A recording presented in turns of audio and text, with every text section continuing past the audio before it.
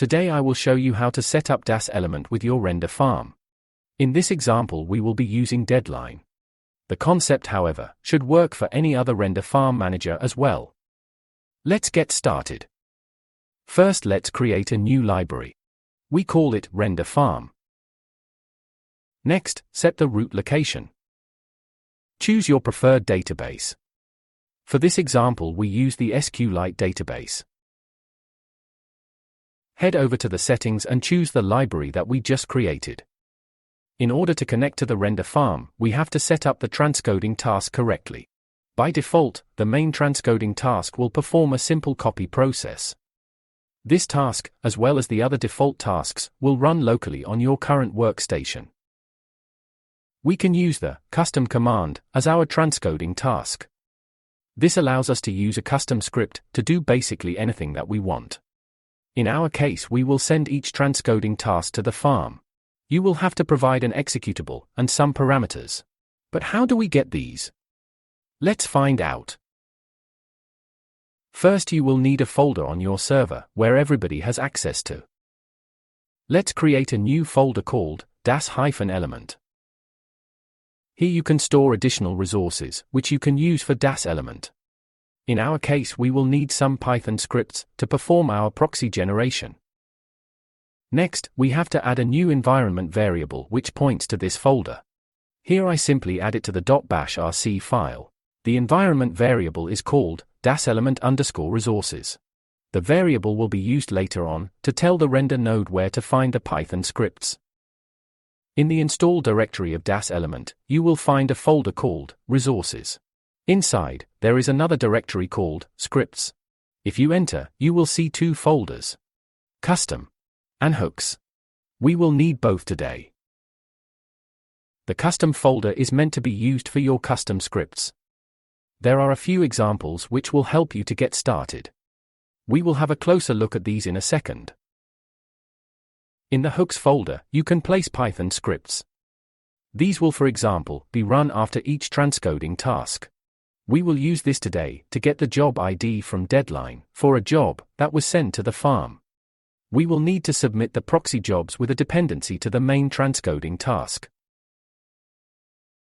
Let's head back to the installation directory and copy the entire scripts directory to our newly created folder on the server. Now, let's take a closer look at the hooks file. First, we have to move the example file for deadline to the correct location. Simply copy and paste the file, and you should be good to go. The hook file has to be stored under scripts and hooks. The post-render hook needs to be called post_render.py. If we take a closer look at the Python script, we can see that we search for the job ID for the job that was returned from the farm. As a result, you will need to return a dictionary. In our case, we return a key called dependency with the value job ID. This can be accessed later on as a custom value with the path builder. In order to use our custom transcoding task scripts, we also have to move them out of the examples directory. Simply copy and paste all files. The location is not that important for these files. You just have to make sure to adjust the file location in the scripts. Let's check out the copy_main.py file. For each script we get some information at the top of the file. Here you see the values for the executable and the parameters that we were looking for. Yeah! We found them.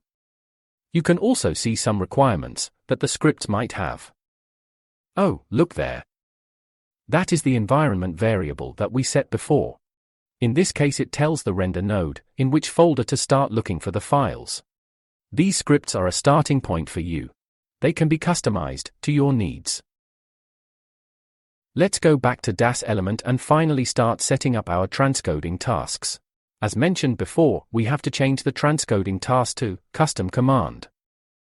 Simply copy and paste the executable text from the script file. Do the same for the parameters.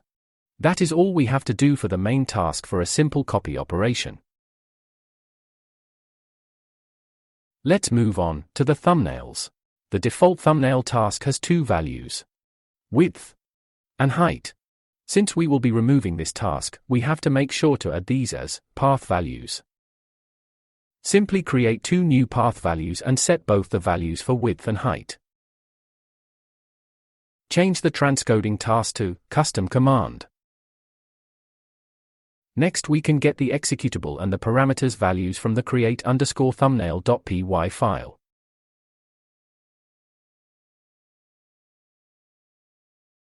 Next up, the proxy movie files. Copy the values.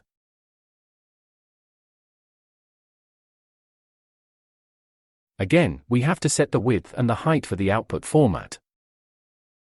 Let's go with a HD resolution for these proxy files. And finally, the film strip. That one is a little bit tricky. The width for a single frame is calculated based on a default, which assumes that you want to have each image with an aspect ratio of 16:9. The total width of the film strip is calculated based on the frame resolution and the number of total frames. An image with a 16:9 aspect ratio and a height of 270 pixels has a frame width of 480 pixels. The total width will be 11,520 pixels for 24 frames. We have to set the total width here, so the folder name has the correct resolution. One last time, copy and paste the values from the create_filmstrip.py file. Don't forget to save. That's it.